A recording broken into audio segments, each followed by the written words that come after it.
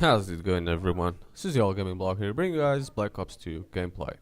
Now, there is a Xbox update as of May 23rd, 2013. I'm gonna go through the features and the update, the patch notes. Basically, there's gonna be a link in the description, and I'm also gonna give my thoughts on this. So let's start at the beginning by saying the feature improvements. So added support for free trial of Revolution DLC from 24th of May till 28th. So from tomorrow and until 28th, you guys gonna have a free trial of the DLC Revolution. Added the support for personalization pack community voting. So you can vote for your personalization packs to one you like the most. Improved and expanded who can be the hosts of a game lobby. So now game lobby leaders are a bit different. Anyways, multiplayer issues addressed. Resolved an issue reported by the community where the radical would sometimes disappear.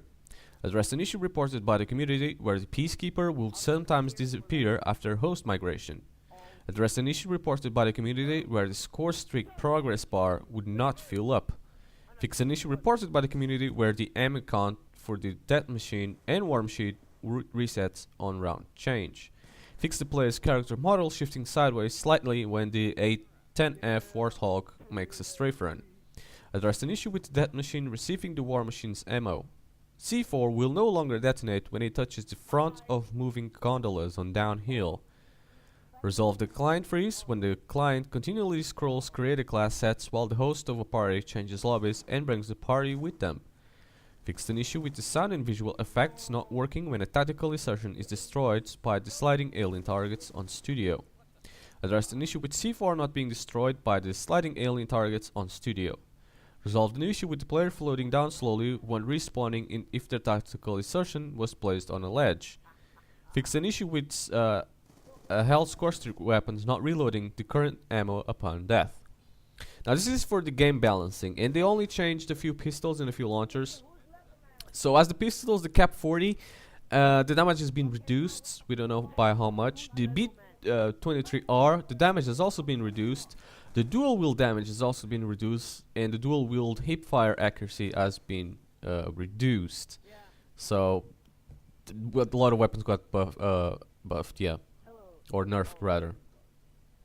Launchers, the FHJ-18 movement speed is increased, and they did a lot on zombies, and I'm gonna go through all of it, but I think this focus was more in zombies game mode than anything else other than multiplayer, because I haven't really seen that many problems in multiplayer, but they still fixed some.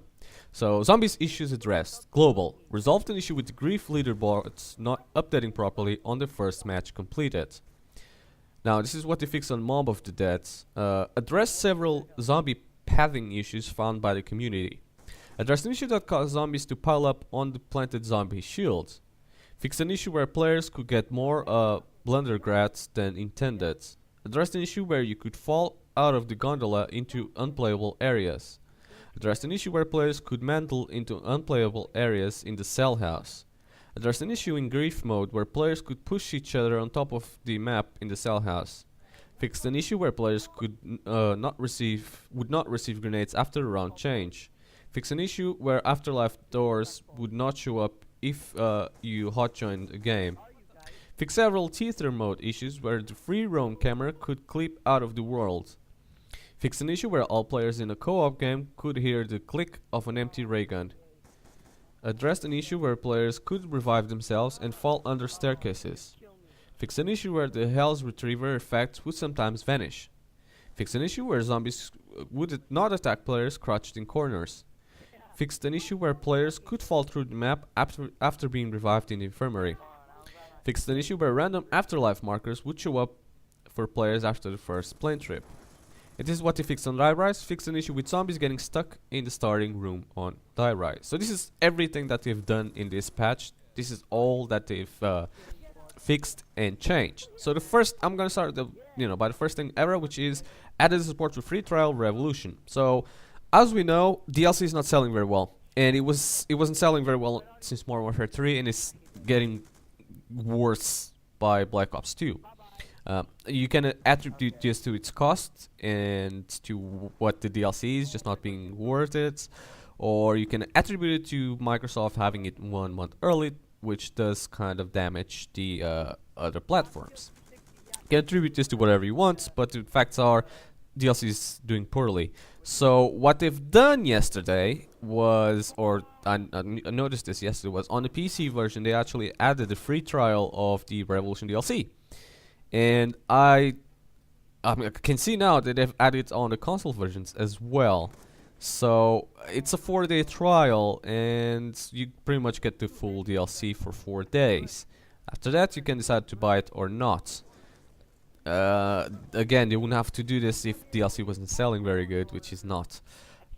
So another thing that they've done pretty much is they improved the hosts, and they pretty much improved who can be the host of a game lobby, and they changed this algorithm a little bit, which I think it's great, because when I'm personally, I don't have the greatest internet connection in the world, so when I'm the host in a game, I know there's something wrong there. You know, I know, how can I be the host? I'm sure there's people that have better internet connection than me, so when I do know I'm the host, I know there's something wrong right then and there. Anyways, I'm glad they changed that, and I'll see how that pans out if it equals to better connections. The gameplay balancing that they also did, or the game balancing, which is basically nerfing the pistol. The Cap 40 is a bit overpowered and is really used, but the B23R, I don't see how. I don't know. I mean, it's fine that they're nerfing weapons, but I don't know if this was good choices. Anyways, guys, I think this was it for all of these issues. I want to talk about this in more detail on the next video. For now, I'll just leave you guys with these patch notes. Thanks a lot for watching, and subscribe if you want to. Give it a like, and peace.